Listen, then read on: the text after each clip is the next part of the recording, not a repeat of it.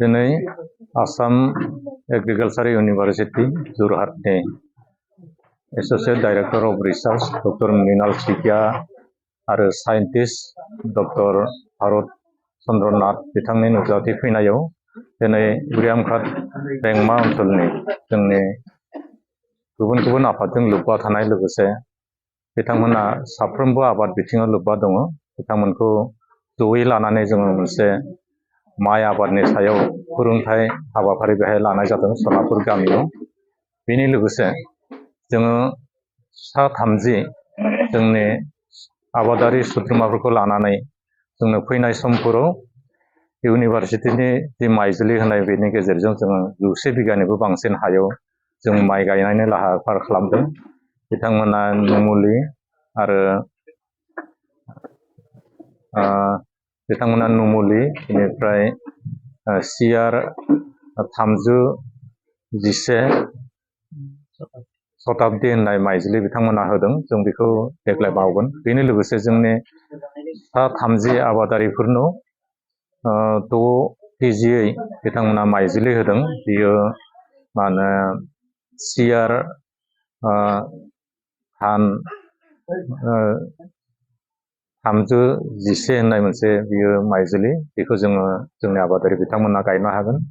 दिनै बेल' नङा, बेनि अनगायैबो जोंनि बे ओनसोलाव इउनिभार्सिटिजों आरो जोंनि बर' कसारि गावहायुङारि खुंथायजों जयैनो जोङो गलमरिच आबाद मावनायानो जाथों, माइ आबाद मावनाय जाथों, नारें आबाद मावनाय आरो गुबुन गुबुन बिथिङाव जोंनि आबाद बिथिङाव जायफोरखौ जों नार्सारिखौ लानानै, जामजिलिखौ लानानै, आसार बानायनायखौ लानानै जों बिदि फोरोंथायफोरखौबो जों सम सम होबाय थादों।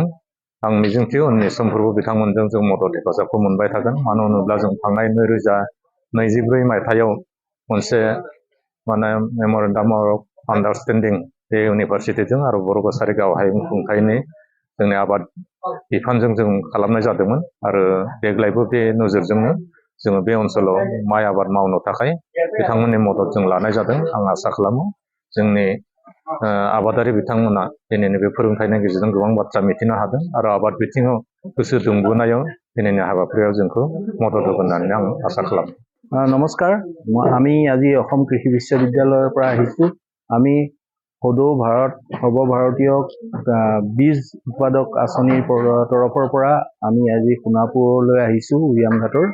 আৰু ইয়াত আমি কৃষক গোষ্ঠীক লগত লৈ এটা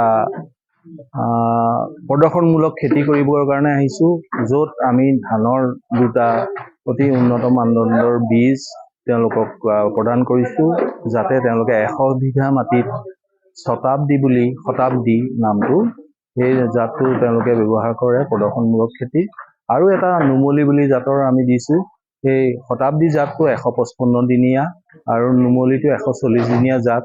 দুয়োটা অসম কৃষি বিশ্ববিদ্যালয়ৰ পৰা ওলাইছে আৰু ই অসমৰ খেতি পথাৰবিলাকত যাতে প্ৰসাৰ লাভ কৰিব পাৰে, সেইটো উদ্দেশ্য আগত ৰাখি আমি ইয়াত আজি প্ৰায় 30 জন কৃষকক এই কামটো কৰিবলৈ আগুৱাই দিছোঁ আৰু তেওঁলোকেও সন্মতি প্ৰকাশ কৰিছে আৰু একেটা ঠাইতে তেওঁলোকে 100 বিঘা মাটিৰ এটা প্ৰদৰ্শনমূলক খেতি কৰিব আৰু আমি ভৱিষ্যতলৈ তেওঁলোকক আহি অসম কৃষি বিশ্ববিদ্যালয়ৰ তৰফৰ পৰা বিভিন্ন ধৰণে আমি দিহা পৰামৰ্শ দিম, যাতে এই যিকেইটা জাত দিছোঁ সেই জাতকেইটাই প্ৰসাৰ লাভ কৰে আৰু তেওঁলোকে আঁকোৱালি লয়।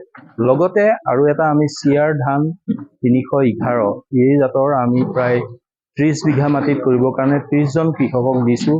এই জাতকেইটাৰ বিশেষত্ব হ'ল ইয়াত আইৰণ আৰু জিংক এই দুটা মাইক্ৰ'নিউট্ৰিয়েণ্ট থাকে। সেইকাৰণে আমি কৃষকসকলক কৈছোঁ যে এইটো এটা বায়'ফৰ্টিফাইড বীজ, গতিকে এই বীজটো আঁকোৱালি ল'ব লাগে, যাতে আমি আমাৰ যিবিলাক মৌলৰ দেহত দৰকাৰ, যেনেকৈ জিংক আৰু আইৰণ, সেইখিনিও যাতে চাউলৰ পৰা বা ভাতৰ পৰা পায়।